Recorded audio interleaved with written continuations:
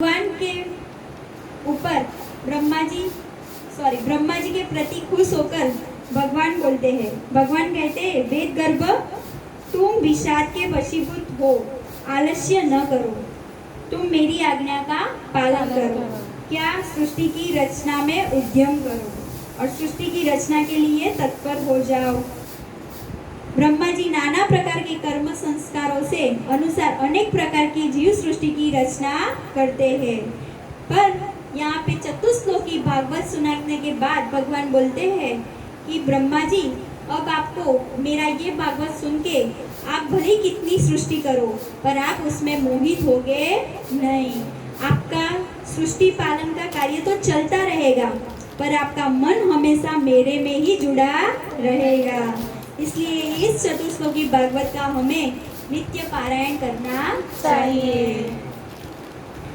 अब मेरी आज्ञा से आप प्रजा की उत्पत्ति करो, तुम्हारा मन मुझ में ही लगा रहेगा।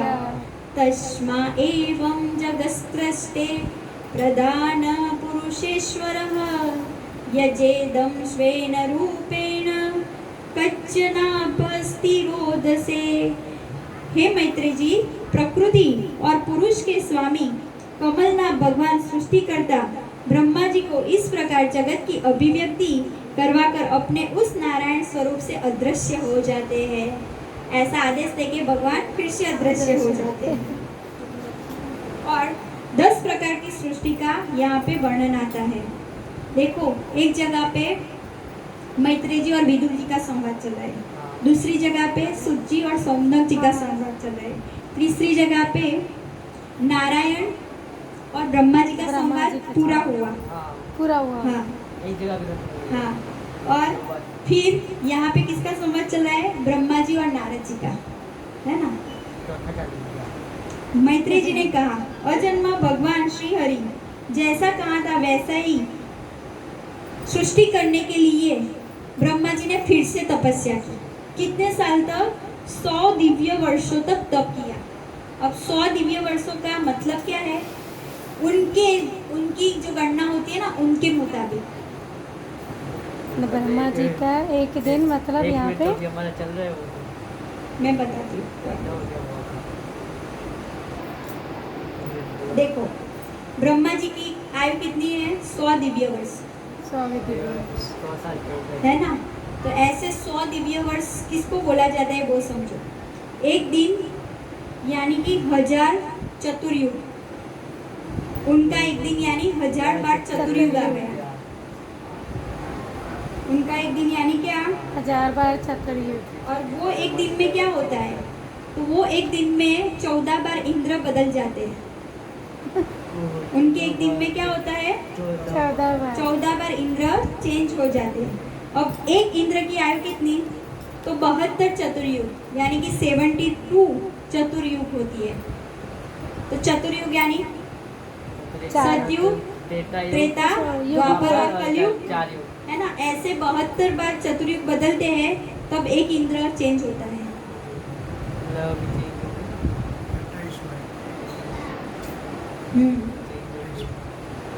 तो 72 बार 14 इंद्र चेंज हो गए यानी कि 1008 चतुर्युग हुए। कितने?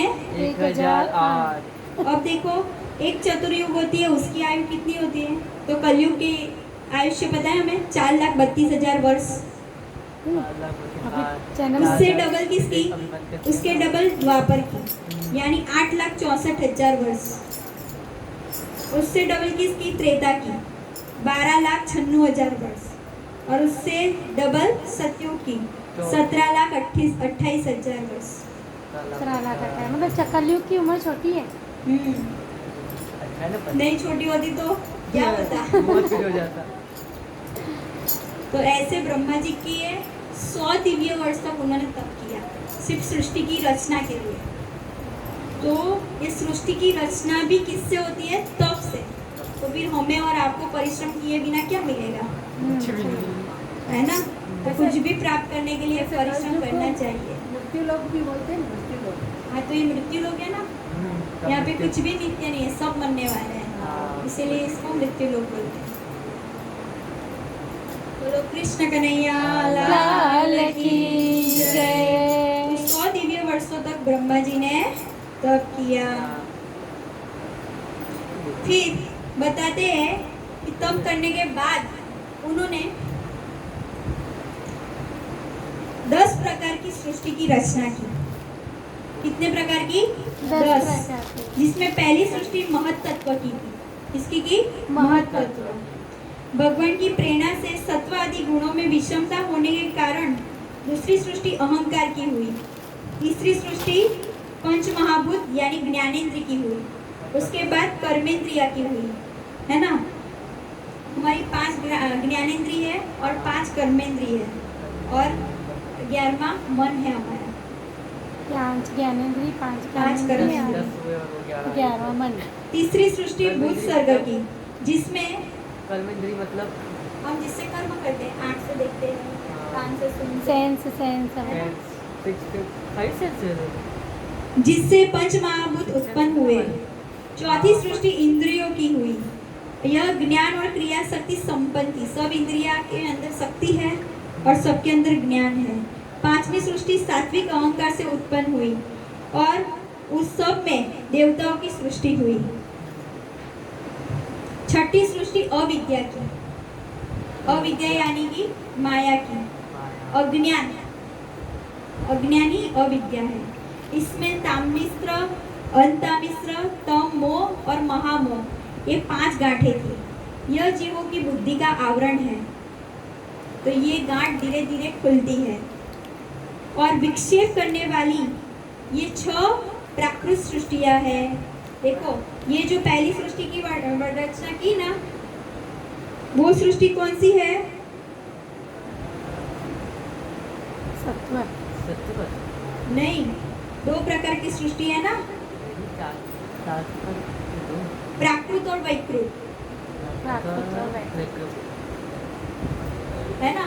तो ये सारी प्राकृत सृष्टियां हैं, 6 प्राकृत सृष्टि है। अब वैकृत सृष्टि का भी विवरण सुन लो। ये जितना भी था ना, वो प्राकृत है। हाँ, और अब है जो, वो कौन सा है? वैकृत। 6 प्रकार की प्राकृत सृष्टियों के बाद 7वीं प्रधान वैकृत सृष्टि। इन 6 प्रकार के स्थावर वृक्ष हैं। वृक्षों के भी कितने प्रकार है? 6। वनस्पति, औषधि, लता, तक्षार, विरुद्ध और ध्रुम, ये उसके प्रकार हैं। इनका संचार नीचे जड़ से होता है, जड़ से ऊपर की ओर आता है ना। इनमें क्या नहीं होता? तो ज्ञान शक्ति नहीं होती। वो महसूस सब करते हैं। आप पत्ते को तोड़ोगे तो उसे एहसास होगा, पर वो जैसे हमें कोई नींद में मार रहा है, तो हमें जो नींद में एहसास हो रहा है ना, वैसे उसकी सुषुप्ति अवस्था है वो। तो उनकी ज्ञान शक्ति नहीं है। क्या नहीं है? ज्ञान से। तो ये भगवान की जो आगे की 6 सृष्टि है, वो क्या बोला? प्राकृत। और उसके पहले जिससे हम सब संवेदना ग्रहण करते हैं, वो सब कौन सी सृष्टि है? वो प्राकृत सृष्टि है। और ये वाली कौन सी है? वैकृत, है ना। पहले वाली प्राकृत और ये वाली वैकृत। इनमें प्राय ज्ञान शक्ति प्रकट नहीं है। ये भीतर ही भीतर केवल स्पर्श का अनुभव करते हैं। और वैसे एक साइंटिस्ट ने सर्च किया था, जैसे सुभाष चंद्र बोस है ना, वैसे जगदीश चंद्र बोस है। हाँ। उन्होंने म्यूजिक का फीलिंग इसमें वनस्पति में आता है, वो सब उन्होंने प्रूव किया। तथा इनमें प्रत्येक कर्म कोई विशेष गुण रहता है। 8वीं सृष्टि किसकी है? 8वीं सृष्टि है हमें जो पशु पक्षी दिखते हैं ना, उसकी। वह 28 प्रकार की मानी जाती है। 6 प्रकार के वृक्ष, 28 प्रकार के पशु पक्षी हैं। उनमें काल का ज्ञान नहीं है, क्योंकि उनमें तमोगुण प्रधान है। वो सिर्फ कौन सा काम करते हैं? तो खाना, पीना और अपने बच्चे पैदा करना और सोना, यही काम करते हैं। इन्हें सूंघने की वस्तु का ज्ञान होता है और उनके हृदय में विचार शक्ति, दूरदर्शिता होती नहीं है। इन तिर्यकों में देखो, 2 खुर वाले, 1 खुर वाले, ऐसे पशु पक्षी आ जाते हैं। 2 खुर वालों में कौन आता है? तो गौ है, बकरी है, भैंस है, ये सारे 2 खुर वाले हैं। 1 खुर वाले में गधा है, घोड़ा है, खच्चर है, ये सारे एक फूल वाले हैं ना। और 5 नोक वाले पशु पक्षी का नाम सुनो, जिसमें 5 नोक होते हैं। कुत्ता है, भेड़िया है, बाघ है, वो सब में क्या है?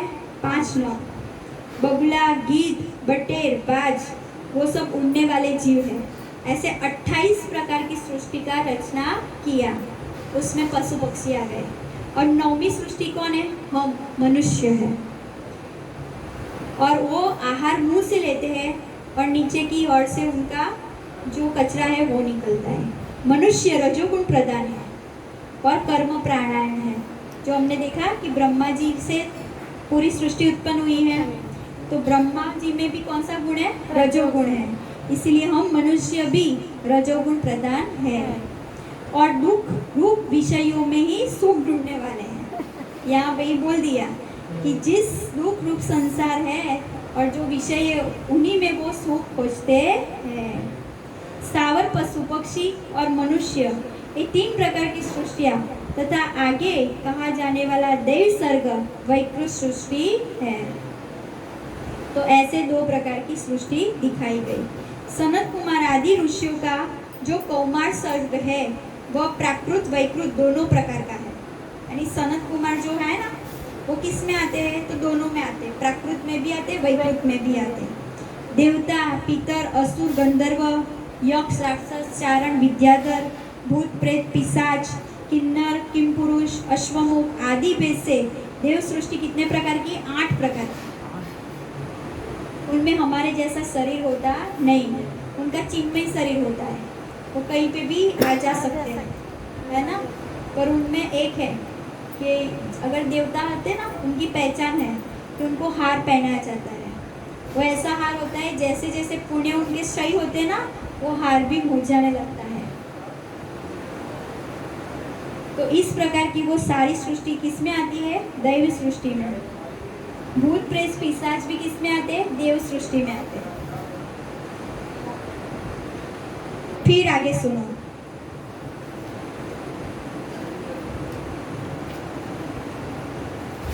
अब मैत्रेय जी काल का वर्णन कर रहे हैं, यानी कि समय का। और इतनी सूक्ष्म से लेकर इतनी बड़ी गणना है ना समय की, जो हमारी बुद्धि से परे है। क्या? 2 परमाणु को मिलकर एक अणु बनता है। 2 परमाणु को मिलके एक अणु, और 3 अणुओं को मिलने से त्रस रेणु बोला जाता है। क्या बोला जाता है? जैसे कि कोई छोटा सा छिद्र हो और उसमें से सूर्य की किरण पास हो, तो वो जो कण हमें दिखते हैं ना, उसे बोला जाता है त्रस रेणु। क्या बोला जाता है? हाँ, तो वो त्रस रेणु बोला जाता है। जैसे ही कोई किरण पास होती है और उसमें वो छोटे छोटे कण हमें नहीं दिखते, वो छोटे कण क्या है? त्रस रेणु है ना। त्रस रेणु का पार करने में सूर्य को जितना समय लगता है, उसको पार करने में सूर्य को जितना समय लगता है, उसको बोलते हैं त्रुटि। क्या बोला जाता है? त्रुटि।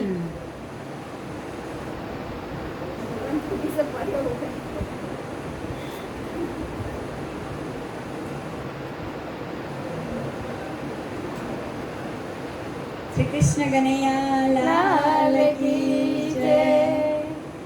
कहाँ थे? त्रुटि पे। इससे 100 गुना काल जो होता है, त्रुटि से 100 गुना, उसको वेद बोलते हैं। वेद का 3 गुना, उसको लव बोलते हैं। और 3 लव को मिला के एक निमिष बनता है। क्या बनता है? एक निमिष। 3 निमिष को मिला के एक क्षण होता है। 5 क्षण की एक काष्ठा होती है। 5 क्षण की क्या बनती है?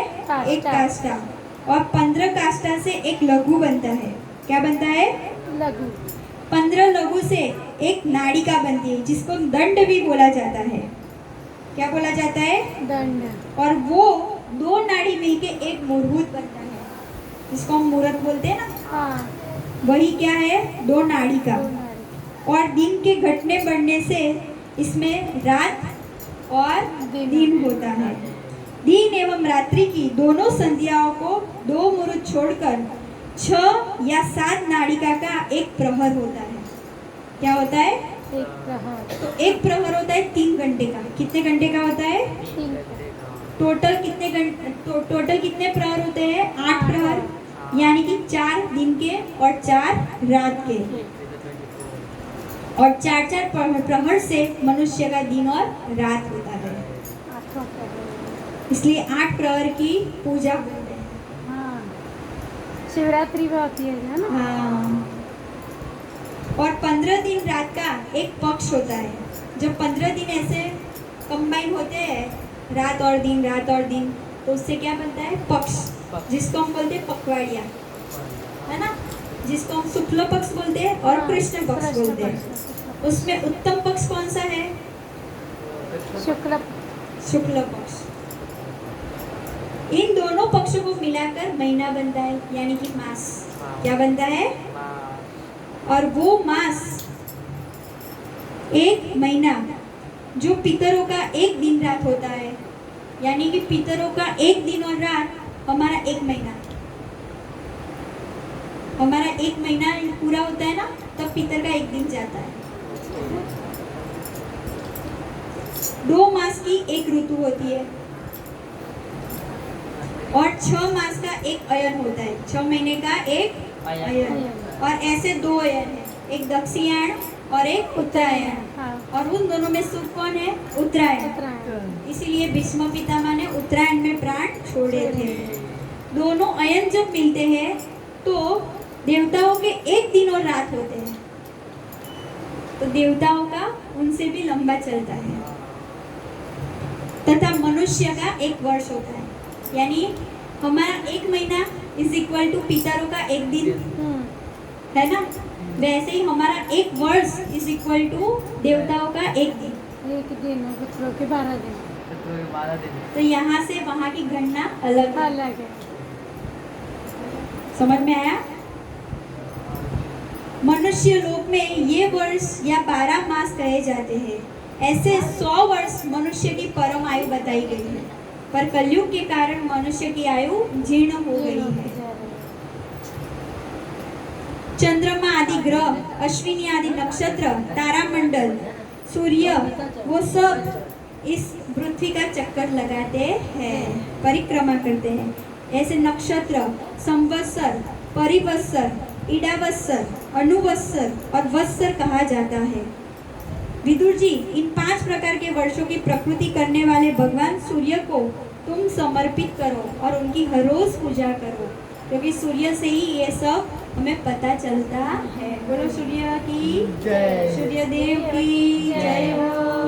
जपा कुसुम संकासम काश्यम पेयम महादृति तमोरि सर्व पापत्नम प्रणतोस्मि दिवाकरम।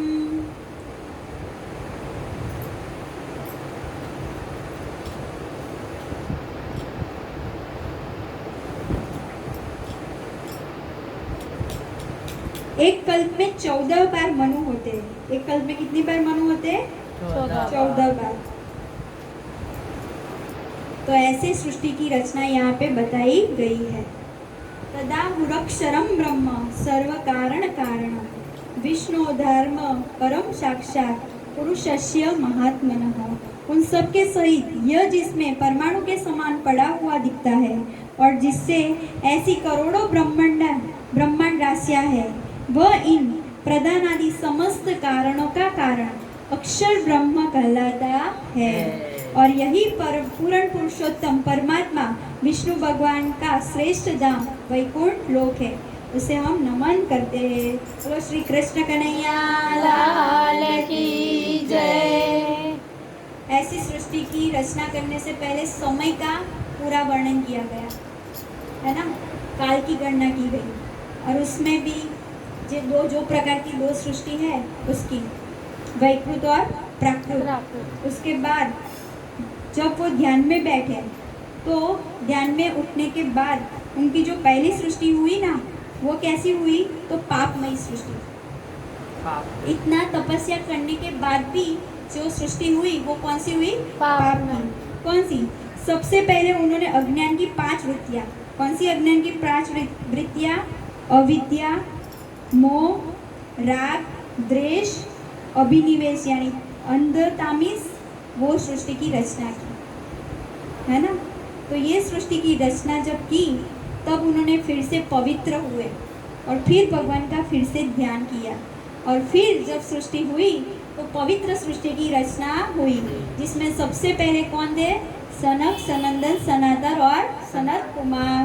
बोलो ये चार भैया की जय हो।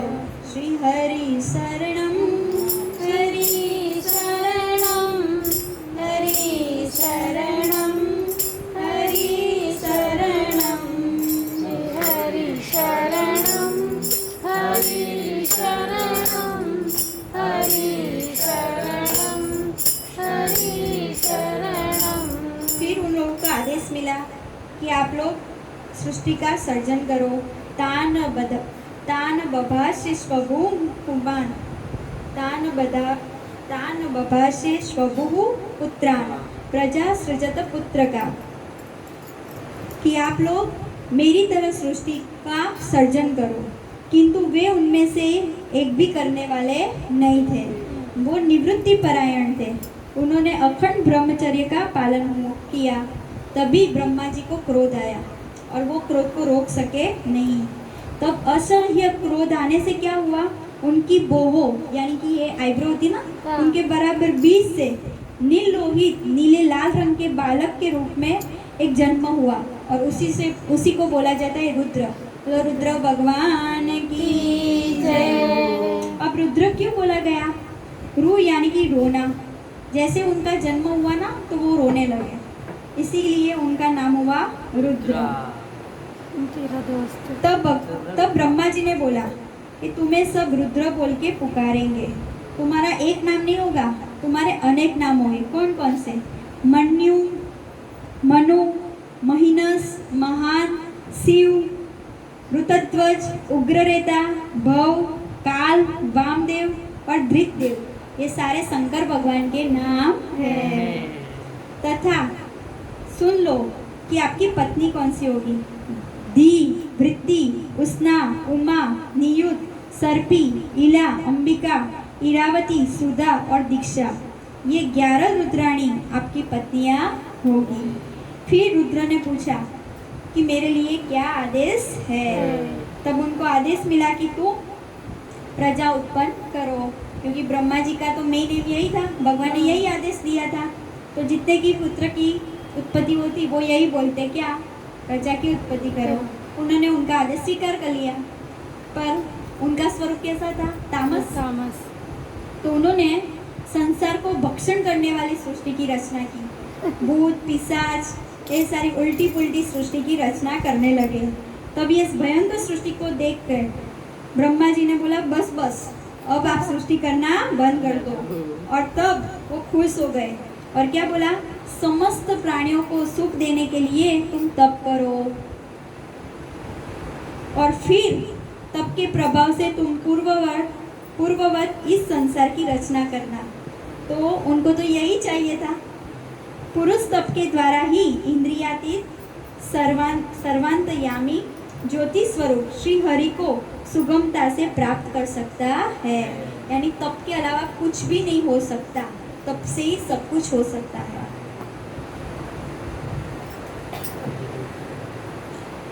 तपस्सैवं परम ज्योति। जब ब्रह्मा जी ने ऐसी आज्ञा दी तब रुद्र ने बहुत अच्छा यह कहकर उनकी आज्ञा को सिरोधार्य कर दिया और उनकी अनुमति लेकर उनकी परिक्रमा करके तपस्या में लीन हो गए और समाधिस्थ हो गए। ब्रह्मा जी की सृष्टि के लिए संकल्प फिर से किया और फिर जैसे ही सृष्टि रचना के लिए संकल्प करते ब्रह्मा जी तो 10 ऋषि प्रकट होते हैं। उनके नाम है मरीचि, अत्रि, अंगिरसौ, मरीचि, अत्रि, अंगिरसौ, पुलस्यः, पुलः क्रतु, भृगु, वशिष्ठो, दक्षस्य, दशमस्तत्र नारदः। उसमें नाम मरीचि, अत्रि, अंगिरा, पुलस्य, पुलः, क्रतु, भृगु, वशिष्ठ, मनसो देहतश्चेद जग्ने विश्वकृतो जगत। छाया से देवहूति के पति भगवान कर्दम जी उत्पन्न हुए। इस तरह यह सारा जगत करता ब्रह्मा जी के शरीर से और मन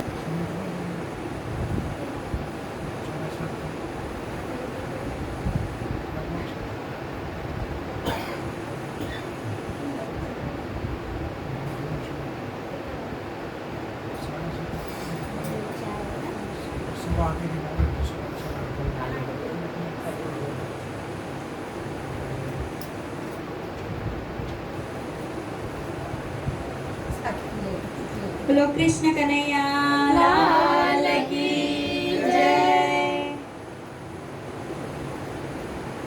कहाँ थे हम? किसी को याद है? देवती कर्दम ऋषि का प्रागट्य ब्रह्मा जी की छाया से हुआ। फिर जितने भी शास्त्र है, आयुर्वेद, शस्त्र विद्या, संगीत शास्त्र, शिल्प विद्या, फिर उपवेद, वो सारे उत्पन्न किए गए। फिर जितने भी वेद के प्रकार है वो उत्पन्न किए गए और ऐसे ही पूरी सृष्टि की रचना हुई।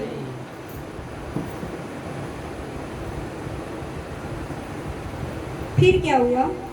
विदुर जी कहते हैं, मुने स्वयंभू ब्रह्मा जी के प्रिय पुत्र महाराज स्वयंभू मनु ने अपनी प्रिय पत्नी शत्रुपा को पाकर फिर क्या किया?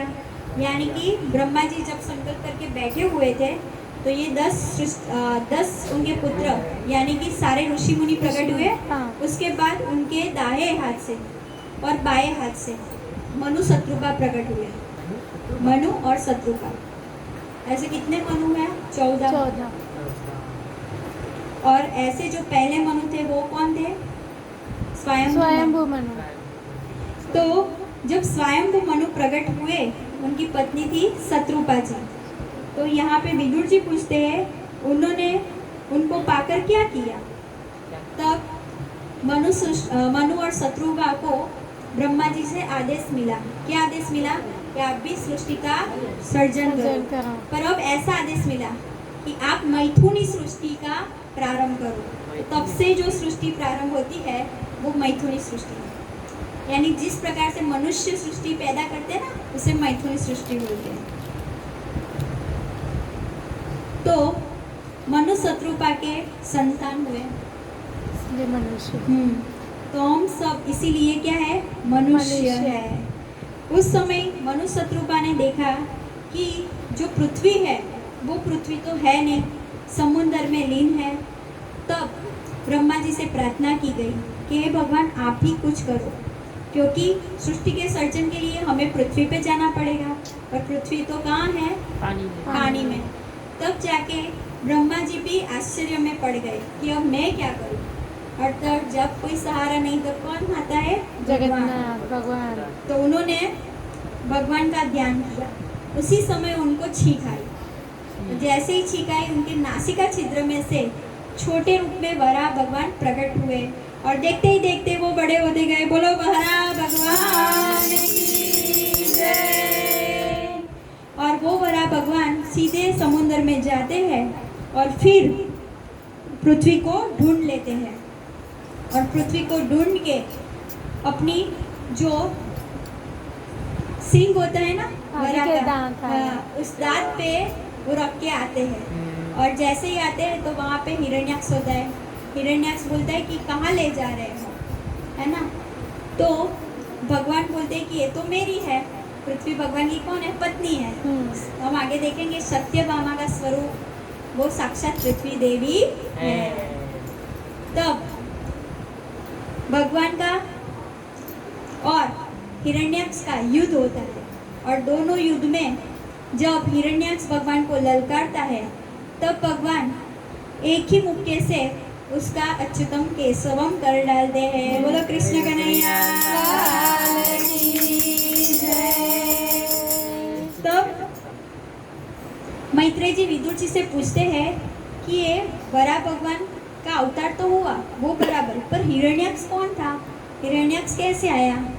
तब वो सारी कथा बताते हुए यहाँ ब्रह्मा जी नारद जी को बोल रहे हैं और मैत्रेय जी विदुर जी को बोल रहे हैं कि एक दिन क्या हुआ। अब ध्यान से सुनना। यहाँ भागवत की कथा से नहीं चालू होता, थोड़ा दूसरे ग्रंथ का है। क्या होता है कि भगवान की इच्छा सब होती है। तो एक दिन क्या होता है कि भगवान के पैर लक्ष्मी जी दबा रही है ना? तो जब दबा रहे हैं तो इतने इतने इतने पोचे हाथ से दबा रहे हैं कि भगवान को कुछ टच ही नहीं हो रहा। तो भगवान बोल रहे अरे देवी ये क्या कर रही हो आप? तो लक्ष्मी जी बोलते हैं भगवान आपके पैर इतने कोमल हैं कि मुझे ऐसा लग रहा है कि मेरे हाथ आपके पैरों से भी कठिन है। कि आपको दर्द होगा, इसलिए मैं ऐसे दबा रही हूँ।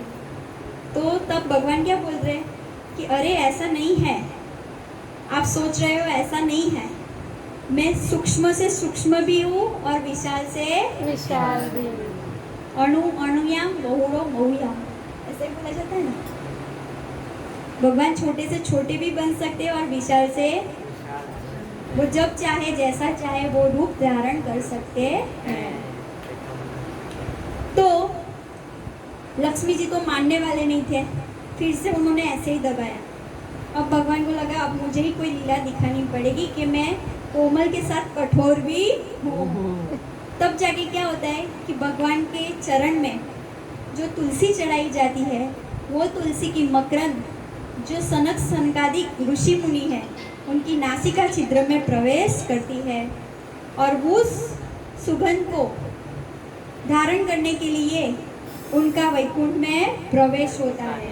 तो जैसे ही वैकुंठ में प्रवेश होता है तो वैकुंठ के द्वारपाल है जय और विजय। जो जय विजय कभी भी संत को आने से रोकते नहीं है, वो जय विजय में आज क्रोध आ गया और उन्होंने उनका रास्ता रोका और क्या बोला कि आपको अंदर जाना नहीं है। तब जाके उनको गुस्सा आता है और वो श्राप देते हैं। क्या श्राप देते हैं कि अब आपको पृथ्वी के ऊपर जाना पड़ेगा और वो भी राक्षस बनना पड़ेगा, ऐसा श्राप उनको मिलता है। तभी भगवान को लगता है कि मुझे जो चाहिए था वो मिल गया। भगवान तुरंत बाहर आते हैं, वैकुंठ से चलकर तुरंत बाहर आते हैं। बोलो कृष्ण कन्हैया लाल की जय। तो जैसे ही वो वैकुंठ से बाहर आते हैं, अब यहाँ पे समझने जैसा है, भगवान का वैकुंठ ऐसा है जिसमें क्रोध को प्रवेश है नहीं, और संकादिक आदि ऋषि मुनियों को क्या आया, क्रोध आया। इसलिए भगवान वैकुंठ से बाहर आते हैं और उन्हें बोलते हैं कि मेरे जो द्वारपालों ने आपके प्रति जो दोष किया है उसके लिए हम माफ़ी मांगते हैं, क्योंकि जो सेवक का दोष होता है वो स्वयं स्वामी का ही दोष होता है। तो भगवान माफ़ी मांगते हैं ऋषि मुनि से और बोलते हैं कि अब श्राप तो मिल गया है, इन लोगों का जन्म तो होगा, पर इनके उद्धार के लिए मैं पृथ्वी पे जाऊंगा। और तब लक्ष्मी जी को पता चलेगा कि भगवान सिर्फ कोमल है नहीं। जब हिरण्याक्ष का एक ही प्रहार से वो वध करते हैं तब लक्ष्मी जी बोलती है अरे भगवान आपने ऐसे हिरण्याक्ष का वध कर दिया। तब उनको पता चलता है मेरे प्रभु कोमल के साथ साथ कठोर भी है। तो पहले रूप में वो हिरण्याक्ष और हिरण्यकशिपु बनते हैं, है ना। तो जय विजय ही क्या बनते हैं, हिरण्याक्ष और हिरण्यकशिपु। जब हिरण्याक्ष का ऐसे वध होता है उसी टाइम पे वो श्री हरि को अपना दुश्मन मानता है। हिरण्याक्ष का भाई कौन, हिरण्यकशिपु, और तभी से दुश्मनी पक्की हो जाती है। तो इनका जन्म कैसे हुआ, वो फिर प्रश्न हुआ। विदुर जी ने ये प्रश्न किया कि उनका जन्म प्रभु कैसे हुआ। तब आता है यहाँ से कथा कि कश्यप नाम के ऋषि थे और उनकी पत्नी थी दीति और अदिति। दीति की संतान ही देवता कही जाती है ना, और अदिति की संतान राक्षस। क्यों, उसका रीजन ये है कि अदिति जो है उन्होंने संध्या काल में संभोग किया था, यानी गर्भाधान संस्कार जब किया जाता है ना उसका सब कुछ देख के किया जाता है। तो हमारे जो 16 संस्कार है ना उसमें सबसे मेन इम्पोर्टेंट बोला जाता है वो 2 संस्कार है, एक तो गर्भाधान संस्कार और एक मृत्यु संस्कार। मृत्यु संस्कार से पहले हमें जितनी तैयारी करनी चाहिए वो करते हैं।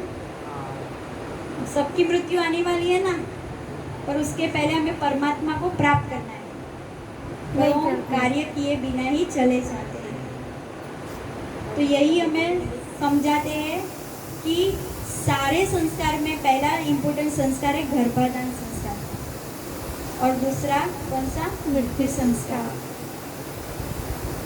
तो गर्भाधान संस्कार जो होता है उसके लिए सब तिथिवार देखना पड़ता है। पर कश्यप ऋषि जो थे, उनकी पत्नी अदिति, उन्होंने जीत की। और वो संस्कार कब हुआ? संध्या काल को। और संध्या काल को 4 काम वर्जित बताए गए हैं। एक तो निंद्रा नहीं करनी चाहिए, है ना। दूसरा मैथुन नहीं करना चाहिए। तीसरा विद्याभ्यास करना नहीं चाहिए। और 4 किसी के बाजू में बैठ के बात नहीं करनी चाहिए। सिर्फ एक ही काम करना चाहिए, नाम जप। नाम जप। ओके, तो ये सारा काम छोड़ के हमें क्या करना चाहिए? खाना नहीं खाना चाहिए। वो बहुत इम्पोर्टेंट मेन का, है ना। संध्या के समय नहीं करना हाँ, चाहिए। क्योंकि उस समय क्या होता है कि भगवान शंकर वो अपने गणों के साथ पृथ्वी पे विचरण करने के लिए निकलते हैं। और भगवान के गण कौन से हैं? प्रेत, पिशाच, है ना, वो सारे गण। सब है। तो वो राक्षसी प्रवृत्ति की जो हो गया ना आत्मा, वो सारी संध्या काल पे निकलती है। इसीलिए संध्या काल में सब बाहर निकलने के लिए भी मना करते हैं। हाँ। तो संध्या काल पे बैठ के क्या करना चाहिए? सिर्फ भगवान का नाम नाम जप जप करना। इसीलिए संध्या आरती बहुत इम्पोर्टेंट बोली गई है कि आसुरी वृत्ति का जो जोर है वो वो कम नहीं हो बढ़े, जाए। और भगवान की जो सात्विक वृत्ति है वो सब में बढ़े। बोलो कृष्ण कन्हैया लाल। लाल की जय। अब यहाँ पे कश्यप मुनि ने समझाया, तब भी उनकी पत्नी दीति थी वो मानी, अदिति अदिति। वो मानी नहीं। और उसी टाइम पे गर्भाधान संस्कार होने के कारण जो राक्षस प्रवृत्ति वाली आत्मा थी वो उसमें प्रविष्ट हो गई। अब जब उनको पता चला कि मेरे गर्भ से राक्षस का जन्म होगा, तो उन्होंने क्या किया? तो उन्होंने 100 वर्ष तक अपना गर्भ रोक के रखा। प्रजापत्यम तु तत्तेज परत्तेजोहनं दिति ददार वर्षाणि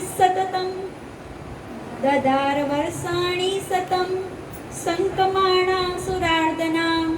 विदुर जी, दीदी को अपने पुत्रों से देवताओं को कष्ट पहुंचने की आशंका थी, इसलिए उसने दूसरों को तेज का नाश करने वाले उस कश्यप जी के तेज को 100 वर्ष तक उदर में धारण करके रखा। अब किसी माता की ऐसी ताकत है 100 वर्ष तक धारण करे? नहीं है ना। पर उन्होंने किया क्योंकि वो तपस्या वाले थे, उनमें तपस्या का बल था। तो अपनी तपस्या से उन्होंने 100 वर्ष तक उदर में धारण करके रखा। सॉरी, उदर में नहीं, गर्भ में धारण करके रखा। तो ऐसे 100 वर्ष बीत गए। अब जब ऐसा होता है कि कोई भी इंद्रिय से हम उसका जो कार्य होता है उसको रोक के रखते हैं ना, तो हमारा तप का बल बढ़ जाता है। और तप का बल जब बढ़ता है तो ये सृष्टि से सहन होता नहीं है। जैसे कि गांधारी, उसने आंखों पे पट्टी बांधी थी, तो उसने यहाँ का तेज जो था उसने अपने अंदर ही इकट्ठा करके रखा। हाँ। ऐसे एक एक इंद्रिय का तेज हम चाहे तो बढ़ा सकते हैं, है ना। उसका जो यूज़ है भगवान ने हमने यूज़ करने के लिए दिया ना, पर उनका अगर सही नहीं करे और बढ़ाए तो इंद्रिय का बल बढ़ जाता है। समझ में आया? जैसे आंखों से ज्यादा टीवी ना देखो। हाँ। ज़्यादा मोबाइल नहीं देखो। इसलिए देखो, गांधी जी हर एक वीक में एक बार मौन व्रत करते थे। हाँ। तो उनकी वाणी प्रभावशाली थी कि नहीं? यानी कि जो इंद्रिय का संयम आप करोगे उसी से फिर वो इंद्रिय का जब यूज़ करोगे तो किसी के ऊपर प्रभाव डालने वाला वो होगा। तो ऐसे जब 100 वर्ष तक उन्होंने गर्भ रख के रखा तो पृथ्वी पे उत्पात होने लगे, और जैसे भूचाल आना हो ऐसा सब हो गया। तब सब देव ब्रह्मा जी के पास जाते हैं और ब्रह्मा जी से पूछते हैं कि ये क्या हो रहा है। तब ब्रह्मा जी हंस के बताते हैं कि दीदी ने गर्भ रोक के रखा है इसलिए ये हो रहा है। तब उनकी प्रार्थना से उनके गर्भ का विसर्जन होता है और उससे किसका जन्म होता है? 2 जुड़वा बच्चे का। हिरण्याक्ष और हिरण्यकशिपु का जन्म होता है और देखते देखते ही वो बड़े हो जाते हैं, क्योंकि राक्षसी संतान है तो देखते देखते ही बड़े हो जाते हैं। पर उसको एक बात की खुशी थी, क्योंकि कश्यप ऋषि ने उसको वरदान दिया था कि तेरे जो 2 बालक हैं उनके लिए उनकी मृत्यु किसके द्वारा होगी? भगवान के द्वारा। तो इस बात के लिए उनकी माता को प्रसन्नता थी कि मेरे बालक भले ही राक्षस है, पर राक्षस होते हुए भी अगर वो भगवान से मरते हैं तो उनको उनका ही लोक मिलेगा। बोलो कृष्ण कन्हैया लाल की जय, भक्त वत्सल भगवान की जय। तो ऐसे भगवान हिरण्याक्ष का वध करते हैं और पृथ्वी को बाहर लाते हैं और स्थापित करते हैं। फिर जब भगवान पृथ्वी को ले जा रहे हैं ना, वहाँ पे एक भाग ऐसा है जो पहले से ही प्रेजेंट है, उसका क्षय हुआ नहीं है, ये इसमें नहीं लिखा है। तो पृथ्वी देवी पूछती है कि प्रभु ये कौन सा भाग है कि जो पूरी पृथ्वी का विनाश होते हुए भी ऐसा का वैसा ही है? तो वो पता है कौन सा है? वृंदावन। वो पहले से ही है उतना। पहले से ही रहेगा। यानी कि इसीलिए उसको अक्षय बोलते हैं, है ना। वहाँ कोई भी काल की गति बाधित नहीं है। जब भी हाँ, तो वो भगवान का अक्षय धाम है। सब पूरी सृष्टि का विनाश हुआ पर उसका विनाश हुआ नहीं। तो ऐसे भगवान के कितने धाम है? सप्तपुरी है जो ऐसी है, सप्तपुरी जो मोक्षदायिनी है ना। हाँ, काशी, अयोध्या, मथुरा, माया, काशी, कांची, अवंतिका, पुरी, द्वारावती चैव सप्तेता मोक्षदायिका। बोलो कृष्ण कन्हैया लाल की जय।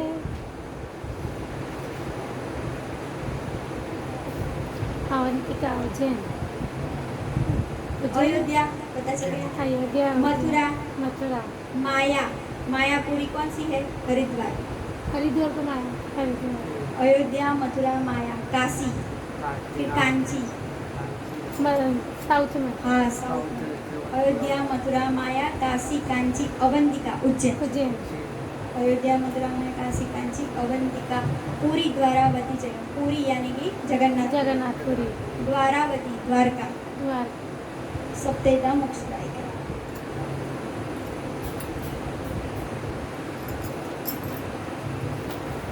द्वारका में तो मोक्षधाम ही है ना पूरा। पूरा मोक्ष। पर देखो भगवान के जितने भी धाम है ना, उस सभी में सब धामों का महत्व अलग अलग है। कैसे?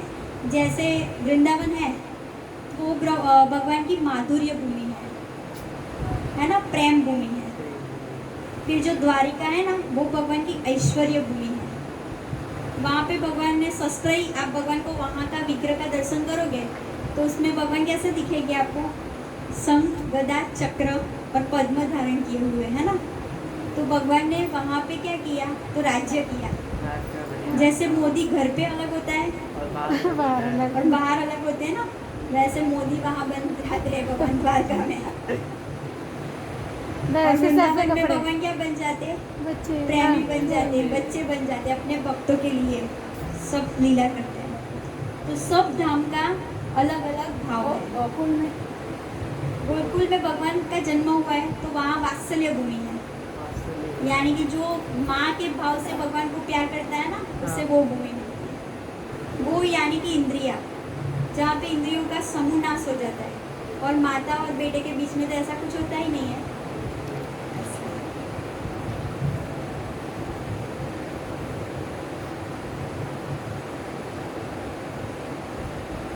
ऐसे फिर अनेक प्रकार की सृष्टि का वर्णन यहाँ पे करते हैं। कौन?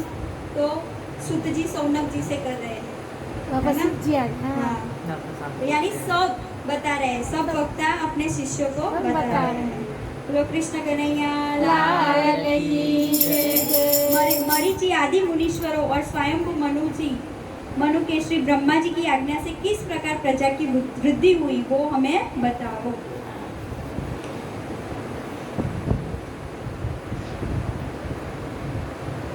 हाँ, अब कर्दम ऋषि को आज्ञा मिली ब्रह्मा जी से पहले मनु शत्रुपा को मिली थी, हम्म। अब किसको मिली? कर्दम कर्दम ऋषि को। तो जब कर्दम ऋषि को आज्ञा मिलती है तो वो स्वीकार करते हैं। प्रजा सृजेति भगवान कर्दमो ब्रह्मणोदितः सरस्वत्या तपस्तेपे सहस्त्राणाम समादस। अब वो उनके बोले बिना ही जो कर्दम ऋषि है ना, वो क्या करने चले जाते? तप। तब उन्होंने आज्ञा स्वीकार ली, कुछ भी नहीं बोला, और पिता की आज्ञा से वो क्या करने चले जाते? तप। तब। और 10,000 वर्षों तक सरस्वती नदी के किनारे तपस्या करते हैं। कितना 1000 वर्ष? 10,000 वर्ष। ऐसे 10,000 साल बीत जाने पर उनको भगवान का साक्षात्कार होता है। बोलो कृष्ण कन्हैया लाल की जय। यहाँ पे मनु और शत्रुपा के 2 पुत्र होते हैं। कौन से? प्रियव्रत और उत्तानपाद। और कन्याएं होती है आकृति, देवहूति और प्रसूति। ये 3 कन्या और 2 पुत्र किसके होते हैं? मनु और मनु, शत्रुपा के। और जो ब्रह्मा जी के छाया से प्रकट हुए हैं, कौन? कर्दम ऋषि। वो कर्दम ऋषि कहाँ जाते हैं? 10,000 साल तक तपस्या करने के लिए। और वहाँ पे जब भगवान प्रकट होते हैं तो भगवान को पता है कि ये किस लिए तप कर रहे हैं। तो उन्होंने बड़े खुश होकर बोला कि हमें पता है कि आप किस के लिए तपस्या कर रहे हो, और आपका ऐसा तप देख के, आपका आपके पिता के प्रति ऐसा प्रेम देख के मैंने ये निर्णय लिया है कि मैं कपिल रूप में आपके यहाँ पे अवतार ग्रहण करूँगा। बोलो कपिल भगवान की जय, कर्दम ऋषि की जय। और फिर भगवान क्या बोलते हैं कि आज से तीसरे दिन मनु शत्रुपा अपनी बीच वाली पुत्री, मंजली पुत्री यानी कि आकृति, देवहूति और प्रसूति, देवहूति माता को बिहा करने के लिए आपके यहाँ पे लेके आएंगे, तो आपकी वो इच्छा भी पूरी हो जाएगी। उस समय आपकी 9 कन्याएं होंगी और 10वें पुत्र के रूप में मैं कपिल रूप में जन्म लूंगा। बोलो कपिल भगवान की जय। फिर यहाँ पे बराबर ऐसा ही होता है। तीसरे दिन पे मनु शत्रुपा आते हैं और देवहूति माता का विवाह किससे करवाते हैं? कर्दम ऋषि से करवाते हैं। अब यहाँ पे वर्णन है कि देवहूति माता कैसी थी।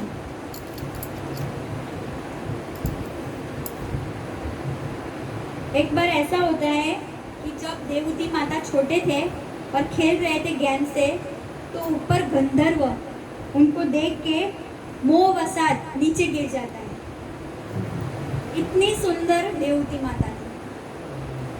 अब गंधर्व होते हैं ना, उनका तो रूप ही इतना सुंदर होता है, तो भी देवहूति माता किस रूप में थे? मनुष्य के रूप में। तो भी उनका रूप देख के गंधर्व नीचे गिर जाता है। तो इतना तेज किसमें था? देवहूति माता में था। तो ऐसी देवहूति माता की जय हो।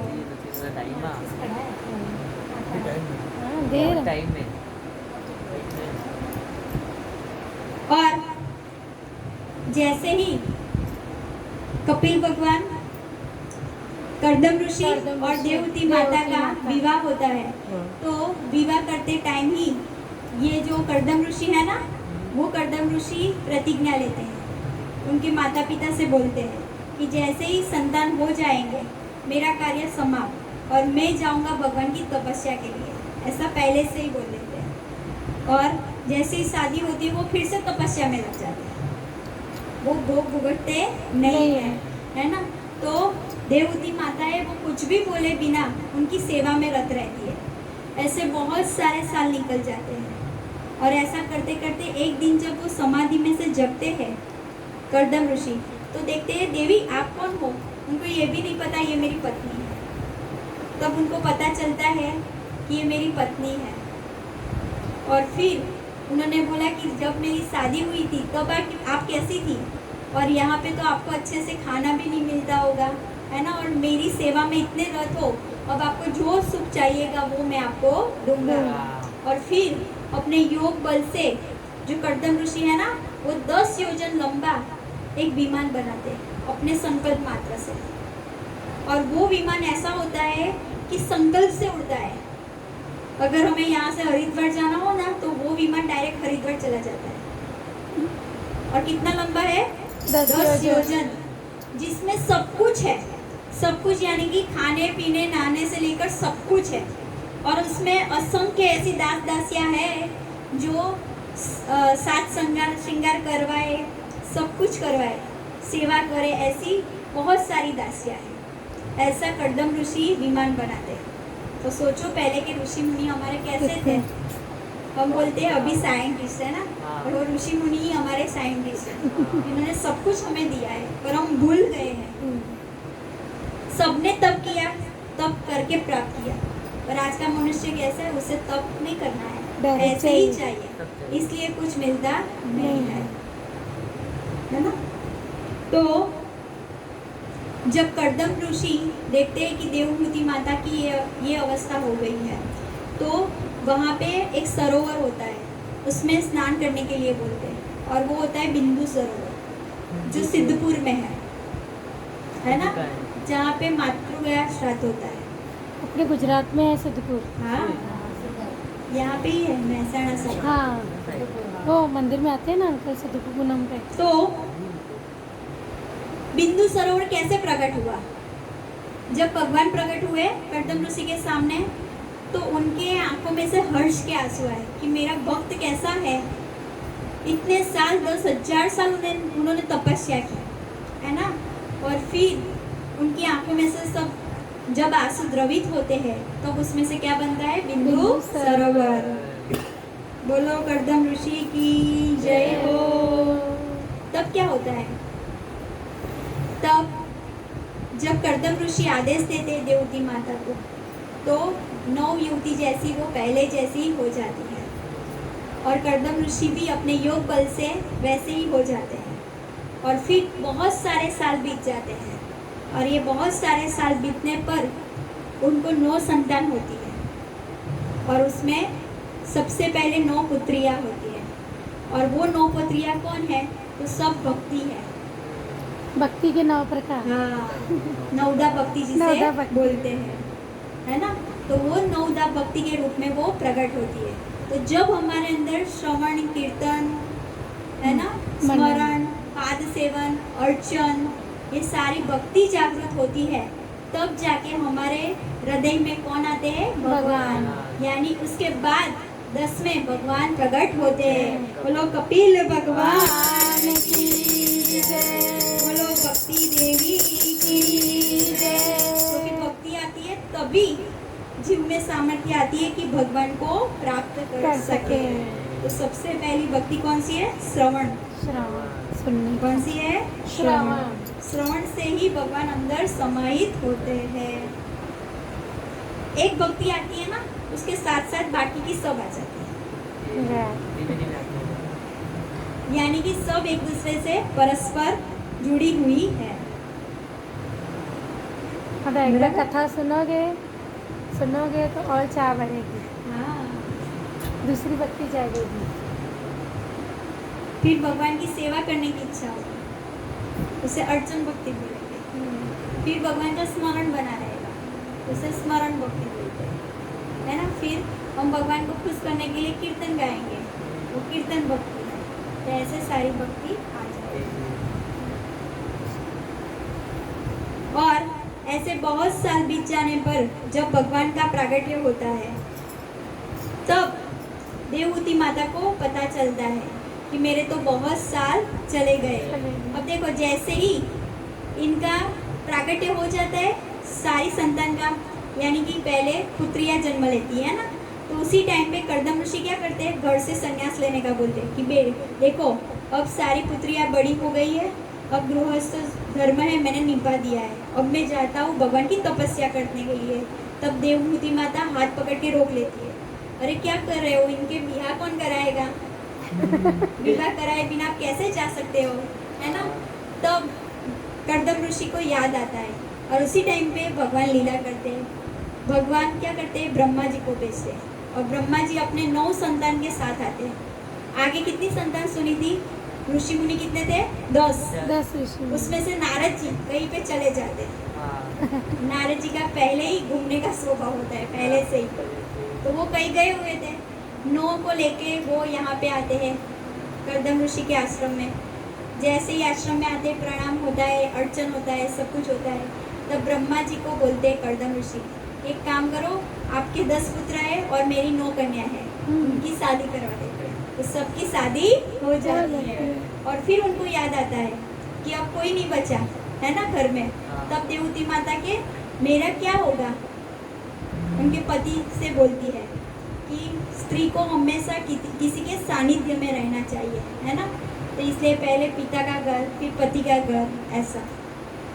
तो मेरा क्या होगा, ऐसा जब प्रश्न पूछती है तब उनको याद आता है कि भगवान ने तो मुझे बोला है कि मैं पुत्र के रूप में आऊँगा। और फिर कपिल ऋषि का जन्म होता है। बोलो कपिल भगवान की जय।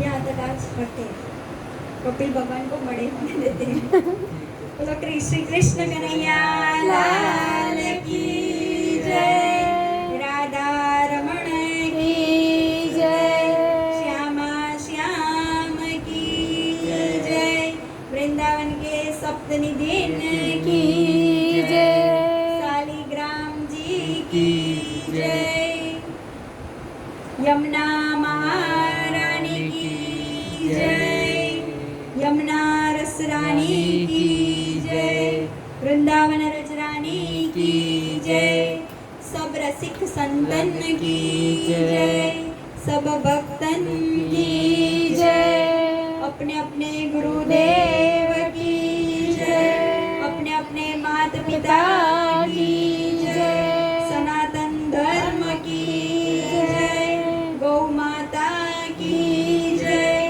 भागवत महापुराण की जय, अखिल ब्रह्मांड की जय।